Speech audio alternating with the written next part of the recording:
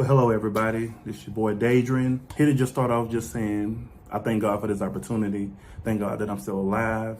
And I thank God that where I'm at today, it's all because of him. Today, this is just the intro and chapter 1 of my life, of who I am. It's a lot.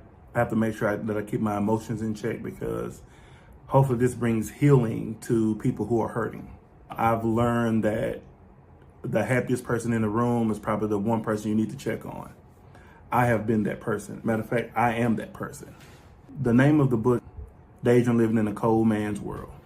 Coleman, because my last name is Coleman, so that's where it stems from.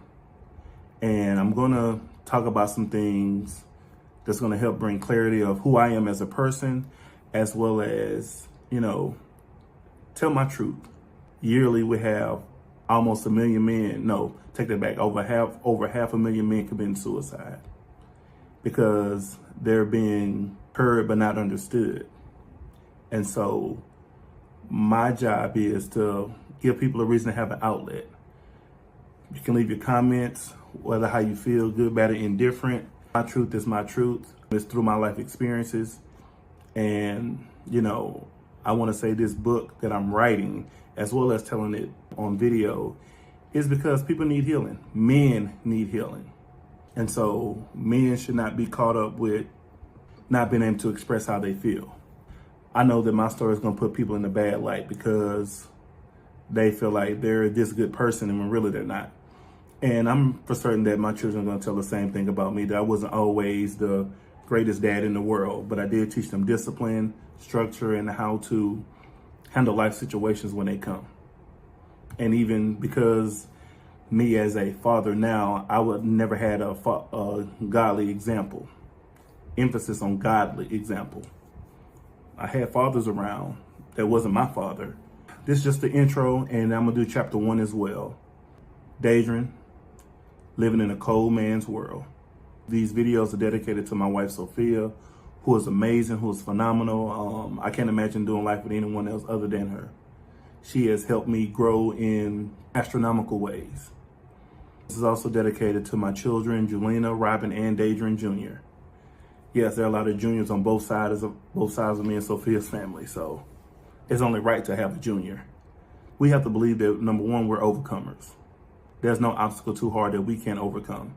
Incest, molestation, sexual abuse, verbal abuse, mental abuse, physical abuse, we can overcome it. Being talked bad about, whatever the case may be, we can overcome it. So again, my job here is to tell people, number one, about who God is in my life and how I had to come to a place where I knew who God is, what he means to me, and recognize my identity and my purpose in him. And let's get into chapter 1. Also, I want to add this too. Tell your story, no matter who it offends, no matter if it puts people in a bad light. I'm pretty sure I have people who are going to say I was a horrible person, I was a jerk, and all that other stuff. I'm okay with that. I was. I can't change it. After words are spoken, after actions are taken, you can't take them back. So here we are. Chapter 1. Before I came into this world, my grandparents were Willie Coleman Sr. and Zula Marie Coleman, or Zula Marie Hughes, I should say. They met in Louisiana in the mid-40s and eventually got married in 1946, July 20th of that year. And they had 5 children. The names were May Evelyn, Joan Elizabeth, Catherine Yvonne, Willie Coleman Jr., and Gregory Paul Coleman. They moved to Houston probably around 1956, 57. No, maybe maybe 1960, just to be safe. I can't give the exact year, but I do know they moved here to Houston and they lived in the same house up until both of them passed away. And so I was born under Catherine Yvonne Coleman. She was my mother. So my father, who I didn't meet until I saw him in a casket. I'll get to that in a minute. But my father's name was Emmett Jerome Jackson. Imagine that. I could have been a Jackson. But I like Coleman. Either way. And there were even times where I thought about changing my last name from Coleman to Jackson. This was before I got married. I didn't want to go through all of that. So, born to them. Now, here's a bomb that I'm about to drop already in chapter 1. Again, I did not know who my father was until 6 months after my mother had passed away. My mother passed away May 10th, 2008. And I found out Good Friday. I was sitting at the table with my grandmother, and she asked me, do I know who my daddy is? And I was like, no. I always thought that me and Terry had the same daddy. Grandmother was like, your daddy is in Louisiana right now. Now, mind you, I'm 25 years old. I'm thinking, I'm smelling myself. Don't have a care in the world. I'm just about me. Had to deal with that, had to not really knowing. And for years, like, my mother lied to me. So I want to add this too. I have 2 older brothers. I am the baby. I have 2 older brothers named Corey and Terry. I'm going to tell a little bit about them, about my experiences being around them. This, again, it's not to put them in a bad light, but there are some things that they did to me that put me out there. So, and they'll probably never admit to it. Probably won't ever even apologize for it, but that's here or not there. So I think maybe I was like 5 or 6. We went to Louisiana, and my mother was telling me, now, I do remember she was under the influence at the time. And she was telling me how this guy was my dad. I was just like, what?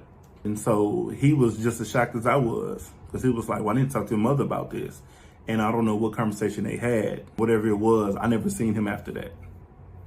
And again, like I said, I didn't see him until I saw him in a casket. And that was in 2012. So you got to think back, this was maybe 89, 1989, 1990 maybe. Around that time frame was the last time I saw him. And so my mother for years had been saying that me and Terry had the same daddy. Me and Terry had the same daddy. Me and Terry had the same daddy. I'm going to say this about my mother, but she was on drugs, a lot of drugs. The crack cocaine, whatever it is you want to call it, she did that a lot. And she drank, which drinking wasn't a bad thing to me. But I'm a kid. I don't know any better. Watching her go through this, I'm going to say this too. My grandmother was not the most Christian person. She went to church, she served, did X, Y, and Z, but I don't think she had that real relationship with God that we may or may not known she have had. And it's not to put her in a bad light, but it is what it is. And so, watching these things unfold, how my grandmother treated her like an outcast, because my Aunt May and Aunt Joan, although I never got a chance to meet, they both went to college. And so my mother didn't go to college, but my mother was my grandfather's favorite girl. And he treated her boys the same way. But my grandmother was the exact opposite. Because the love he had for my mother, my grandmother didn't like it. And because my mother did what she did on drugs or whatever. Now, I will say this. I don't know what kind of help they tried to get her. But the fact that my grandmother didn't model it in front of her on how to live, it was one of those things where my mother, she didn't go to church. She didn't go to church. She didn't start going until her health started failing. She didn't go to church, but she would make us go to church. And as I'm telling this story, we're just recounting how many times that my mother was sending me and my brothers to church with my grandmother. Now, mind you, I'm on board with sending your children to church because that's how they learn. With that, I used to say to my mother, how come you're making us go to church, but you're not going? And I got hit in the mouth for that. Why am I getting hit in the mouth? Because they don't like hearing the truth. To kind of fast forward and come back, I grew up not being able to express how I feel about things, to the point where as I became an adult, a father, a husband, I don't know how to manage my emotions, or, well, I'm doing better at it, but I don't know how to express them in a way where it's not as if I'm coming off and being mean or rude or disrespectful, anything like that, or as if I'm angry. It's that I was never shown how to handle my emotions when I get upset or when things don't go the way that they're supposed to. And then now, here I am as a man, fully grown man, still dealing with issues that I should have been taught how to handle, but because I was shunned off because children were seen and not heard back then. And I have made the conscious effort to not do that to my children. Now, there are some instances where I may be like, all right, stop talking, be quiet.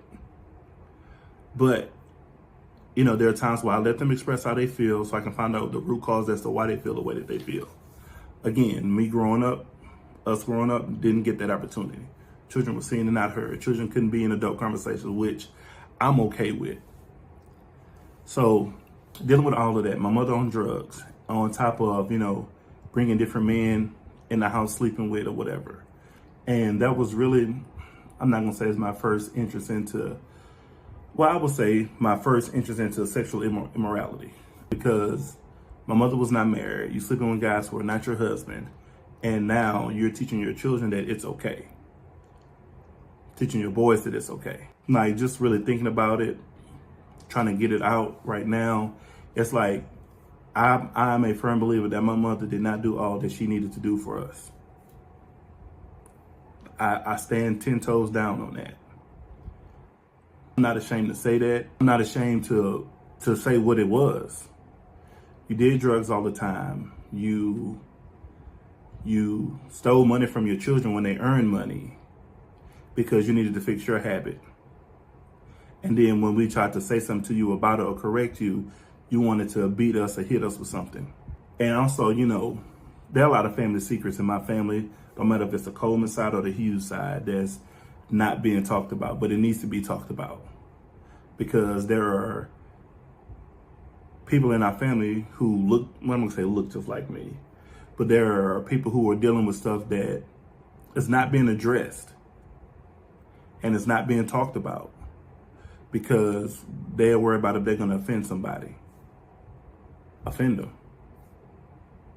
And let them deal with what they did. For me, my grandmother and mother, they're in a grave. So I believe I know where they're spending eternity.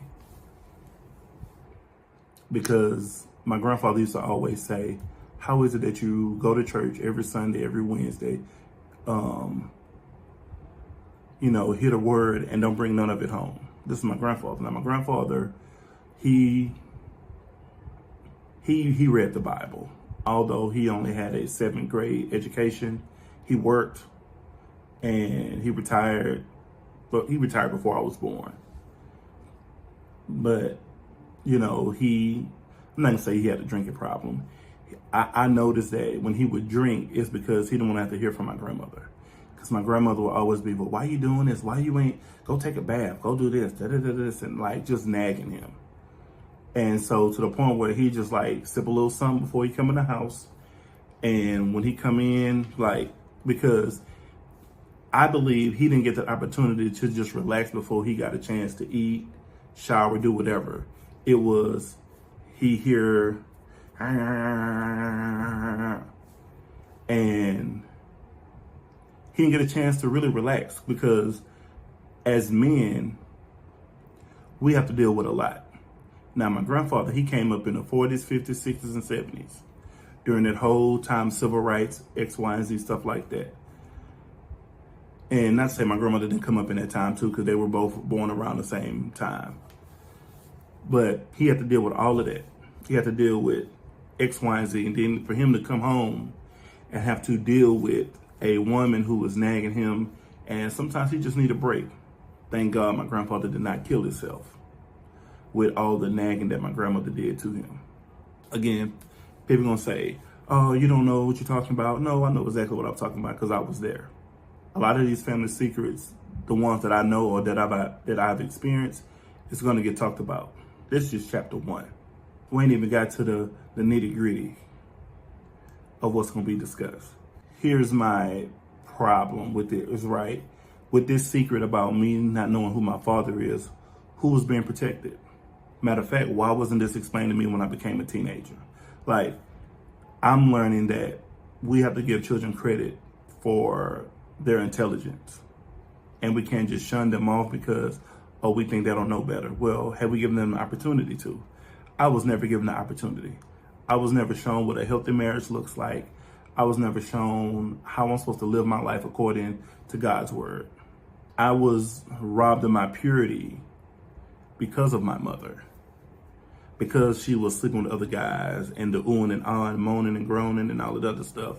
That's what I was exposed to at 5, 6, 7, 8, 9, 10, dealing with all of that.